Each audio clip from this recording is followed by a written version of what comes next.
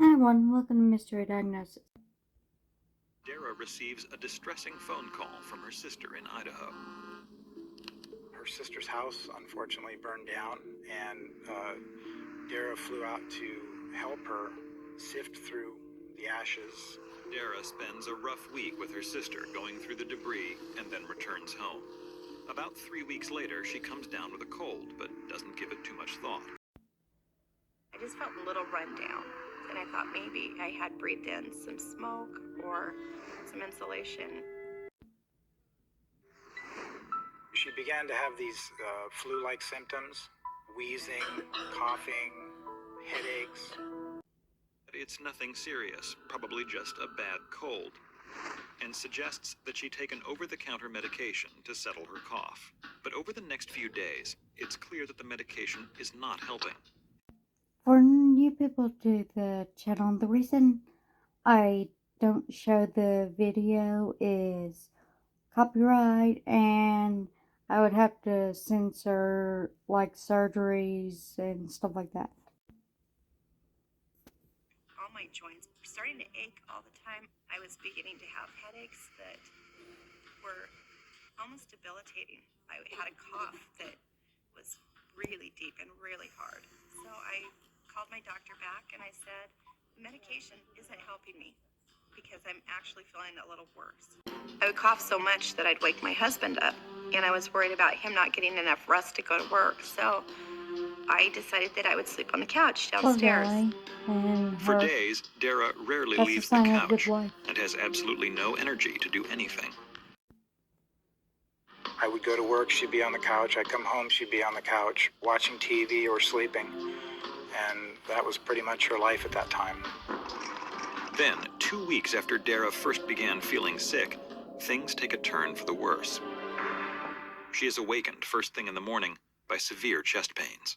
It was about 6:10 or 6:20.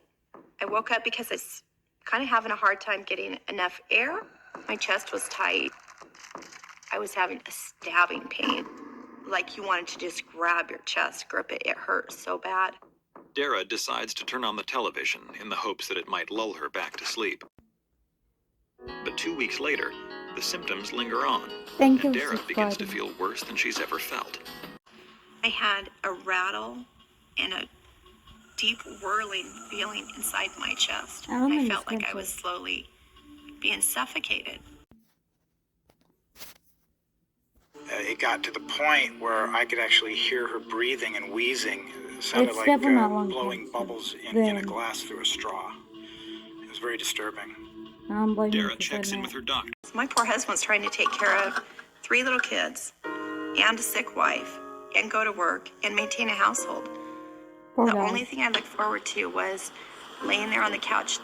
I just felt like I had become useless. Some of the worst lungs I've ever heard. Reason why I thought it was necessary to hospitalize her. Goodbye. I don't think she inhaled something. 2 hours later, she and Lex arrive at the hospital. Dara is admitted and set up in a room.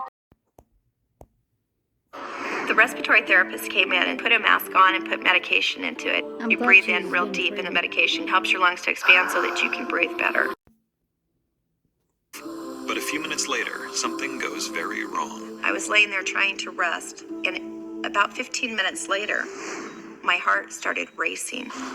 It was hurting, and I said to the nurse, I think I might be having a heart attack. Dara is rushed to the cardiac unit and immediately hooked up to an EKG to monitor her heart. After a tense 20 minutes, the doctors rule out a heart attack, but they're baffled and unable to pinpoint the underlying cause of Dara's chest pain. Chest CAT scan come back. The doctors are finally able to rule out any inhalation injury that Dara may have suffered while cleaning up after her sister's house fire. It appears now that the timing of this incident and the onset of her symptoms is nothing more than a coincidence. It wasn't in an area where inhalation could have gone to, because typically if you inhale something, it goes into upper lobe, but she had mainly lower lobe disease. But her doctors are alarmed. Her right lung shows evidence of infiltrates or spots of haziness that can signify infection, inflammation, or something far more serious. Organisms growing out of those tissue samples. We saw she had growth of several different molds and fungi. We saw Cladosporium, Aspergillus, Stachybotrys, and Candida. It's hypersensitivity pneumonitis. Hypersensitivity pneumonitis is a pulmonary condition that occurs when your lungs become severely inflamed as a result of inhaling foreign substances, such as dust, mold, and fungus. The disorder typically affects people who work or live in areas that are exposed to high levels of these organisms, like farms and industrial plants. Must have her home checked to see if there's any evidence of these organisms. Despite their skepticism, the Handels bring in a mold specialist to test their house. And when the results come back, everyone is shocked. They found that we had really high numbers of Stachybotrys. That's what most people call the toxic black mold. We also had Cladosporidium. We had Aspergillus. We didn't realize, but within a common wall, our neighbors had had a water break. It was a clean water line to their shower, and it had covered the back of our wall with water. And that allowed the Stachybotrys to grow, along with the other molds.